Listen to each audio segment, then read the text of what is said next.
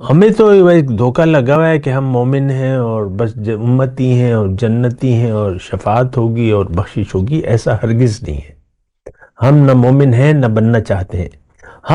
ہماری حیثیت بالکل واضح ہے، ہم طالبان دنیا ہیں، دنیا کے محض۔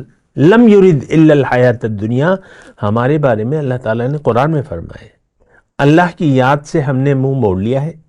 فَأَعْرِضْ عَمَّنْ تَوَلَّىٰ عَنْ ذِكْرِنَا وَلَمْ يُرِدْ إِلَّا الْحَيَاةَ الدُّنْيَا۔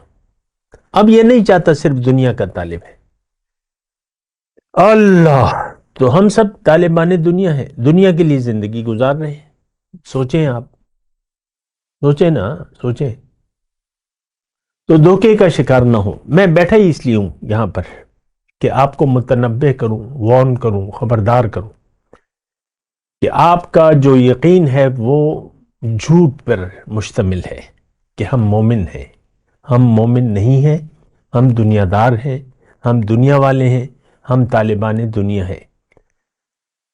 لم یرید الا الحیات الدنیا، دنیا کے علاوہ ہماری کوئی نہ تمنا ہے، نہ خواہش ہے، نہ آرزو ہے، نہ امید ہے۔ مومن تو اللہ کی امید میں زندگی بتاتا رہتا ہے۔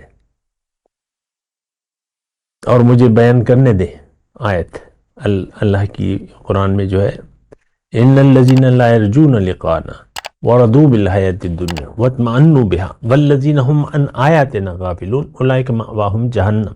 4 باتیں ہیں جہنمیوں کی۔ میری ملاقات کی امید نہیں ہے، دنیا کی زندگی پر راضی ہو گئے اور اس پر مطمئن ہو گئے اور اللہ کے حکم کے مطابق زندگی نہیں گزارتے، یہ جہنم میں جائیں گے۔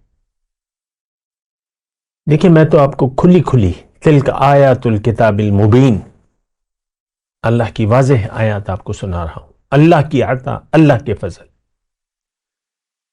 اور اپنے استاد کی جو تعلیم ہے، ہمارے شیخ عبد الرحیم،